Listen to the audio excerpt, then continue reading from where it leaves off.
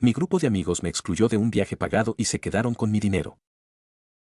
Abrí el grupo de WhatsApp para revisar por 10ª vez el itinerario del vuelo a Playa del Carmen y me encontré con un mensaje de sistema que me heló la sangre: ya no eres parte de este chat.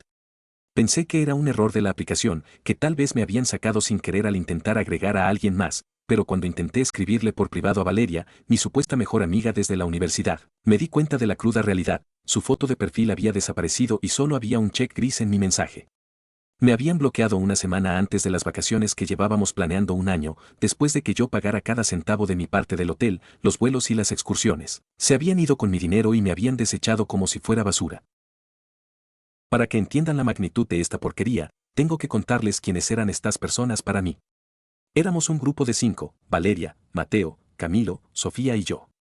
Habíamos pasado por todo juntos: graduaciones, rupturas amorosas, mudanzas y los primeros empleos.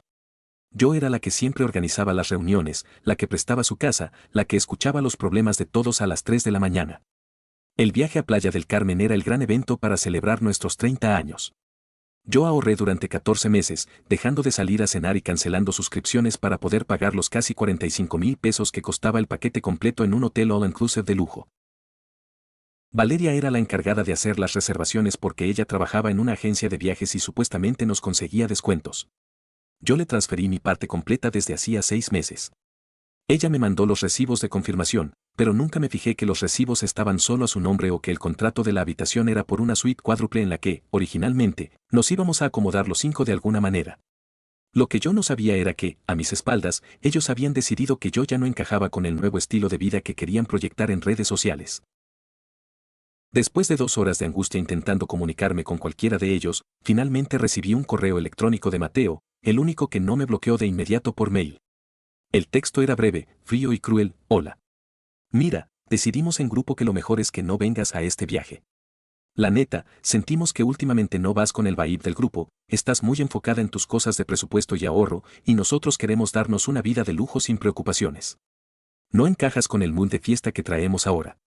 Tu dinero ya se usó para pagar el upgrade de las habitaciones a vista al mar y el servicio de concierge privado, así que no hay devoluciones.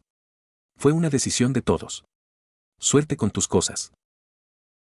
Me quedé sentada en el suelo de mi sala, rodeada de mis maletas abiertas y el traje de baño nuevo que acababa de comprar, sintiendo que me faltaba el aire.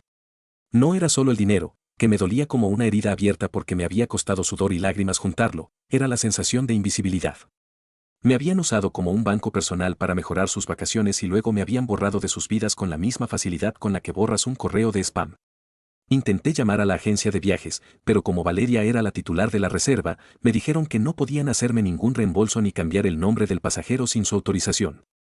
Ella, por supuesto, no contestaba. Lo que siguió fue un descenso a la depresión más profunda que he conocido. Durante las semanas que ellos estuvieron en la playa, yo me dediqué a flagelarme viendo sus historias de Instagram desde una cuenta falsa. Los veía brindando con champaña en la piscina, riendo, posando en yates privados que probablemente pagaron con el dinero que yo les transferí. Me sentía la mujer más tonta del mundo. Mi familia no ayudaba mucho, mi madre me decía que seguro me había portado mal para que me hicieran eso y mis hermanos solo se burlaban de mi ingenuidad. El aislamiento fue total. Dejé de salir porque sentía que todo el mundo se iba a burlar de mí o que mis otros conocidos ya sabían la historia y me juzgaban por haber sido tan dócil. Me encerré en mi departamento durante meses, trabajando en modo automático en mi puesto administrativo, llegando a casa solo a llorar y a comer comida congelada. Me volví una persona huraña, desconfiada, con un miedo atroz a hacer nuevos amigos. Sentía que si la gente que me conocía desde hacía 10 años pudo hacerme eso, cualquier desconocido podría hacerme algo peor. La traición me quemaba el pecho cada vez que veía una foto de Playa del Carmen en internet. Pero una noche, después de 6 meses de oscuridad, toqué fondo. Estaba viendo mi estado de cuenta y me di cuenta de que, por no salir y por el miedo a gastar, había vuelto a acumular una pequeña suma de dinero. Me miré al espejo y no reconocí a la mujer ojerosa y triste que me devolvía la mirada. ¿Vas a dejar que ellos ganen para siempre?, me pregunté. Ellos están viviendo su vida mientras tú estás aquí, muriendo en vida por personas que ni siquiera se acuerdan de tu nombre. Esa misma noche, impulsivamente, compré un boleto de avión. Pero no a Playa del Carmen. No quería ir a ningún lugar que me recordara a ellos. Compré un vuelo sencillo a un pequeño pueblo en las montañas de Oaxaca, un lugar famoso por su paz y su gente amable. No le dije a nadie. Simplemente empaqué mi mochila y me fui. Ese primer viaje sola fue el más aterrador y, a la vez, el más liberador de mi vida.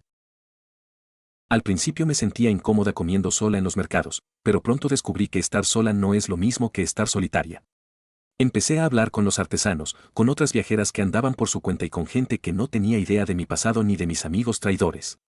Me di cuenta de que tenía una voz, que era divertida, que tenía mucho que ofrecer y que mi vibe, ese que ellos despreciaron, era exactamente lo que me hacía especial, mi capacidad de disfrutar lo simple, de ser organizada y de conectar de forma real con las personas.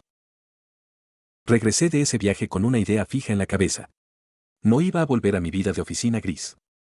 Empecé a subir fotos de mi viaje a Instagram, pero no las típicas fotos posadas y falsas que Valeria y su grupo subían. Empecé a dar consejos reales sobre cómo viajar sola siendo introvertida, cómo armar presupuestos inteligentes para no depender de nadie y cómo identificar señales de alerta en grupos de amigos tóxicos. El contenido resonó de una manera brutal. Parecía que el mundo estaba lleno de mujeres que, como yo, habían sido excluidas o tenían miedo de viajar solas. Mi cuenta, que llamé Viajera de Alma Libre, creció como la espuma. En menos de 8 meses pasé de tener 200 seguidores a 50,000. Me di cuenta de que mi dolor era mi mayor fortaleza, la gente confiaba en mí porque yo no les vendía una fantasía de lujo, les vendía una realidad de empoderamiento y seguridad. Empecé a recibir mensajes de mujeres de todo el continente dándome las gracias porque, gracias a mis consejos, se habían atrevido a irse de viajes solas después de años de depender de parejas o amigos que siempre les cancelaban. El negocio empezó a crecer solo. Marcas de equipo de campismo, aerolíneas locales y hoteles boutique empezaron a buscarme para que reseñara sus servicios. Pero yo tenía una regla de oro, nunca recomendaría algo que yo no hubiera pagado o probado primero, y nunca permitiría que la ambición nublara mi juicio, como le pasó a Valeria. Entonces se me ocurrió la idea de los retiros de reconexión. Empecé a organizar grupos muy pequeños, de no más de 6 mujeres, para viajar a destinos poco conocidos. Yo me encargaba de todo, pero con una transparencia total. Cada una sabía exactamente a dónde iba su dinero. Mis grupos no eran para fiesta y descontrol, sino para mujeres que buscaban sanar, aprender fotografía, cocina local o simplemente estar en silencio frente al mar sin sentirse juzgadas. Se convirtieron en un éxito rotundo. Las plazas se agotaban en minutos cada vez que abría una nueva fecha. Hoy, 3 años después de aquella traición, mi vida es irreconocible. Soy dueña de mi propia agencia de viajes boutique, tengo un equipo de 3 personas que me ayudan con la logística y paso la mayor parte del año viajando por el mundo, pero no como una turista más, sino como una guía que ayuda a otras a encontrar su fuerza. He estado en Islandia, en Marruecos, en los Andes peruanos y, sí, volví a Playa del Carmen, pero esta vez me hospedé en un hotel que yo misma pagué con las ganancias de mi empresa, y fui tratada como la reina que soy, no como el relleno de un grupo. Pero la vida tiene una forma muy curiosa de cerrar los círculos, y el karma, aunque lento, siempre llega con el recibo en la mano. Hace unos meses, mientras estaba en el aeropuerto de la Ciudad de México esperando a un grupo para irnos a Chiapas, vi a lo lejos una figura conocida. Era Sofía. Se veía cansada, cargando un montón de maletas y discutiendo acaloradamente con alguien por teléfono. Me reconoció y se quedó paralizada. Se acercó a mí con una sonrisa falsa que me dio náuseas. Hola. ¿Cuánto tiempo? Te he visto en redes, wow, qué éxito has tenido, me dijo, intentando sonar cercana. Me contó, sin que yo le preguntara, que el famoso viaje a Playa del Carmen de hace 3 años había sido un desastre absoluto. Resulta que Valeria se había gastado el dinero de todos en cosas que no eran del viaje, que Mateo y Camilo se pelearon a golpes en la tercera noche por una cuenta de bar que nadie quería pagar y que Sofía se enfermó horriblemente de los riñones y nadie, absolutamente nadie del grupo, quiso quedarse a cuidarla en el hotel porque no querían arruinar su vibe de fiesta. Me confesó que el grupo se rompió definitivamente antes de que terminaran las vacaciones. Regresaron por separado, bloqueándose entre ellos y demandándose por el dinero que se debían.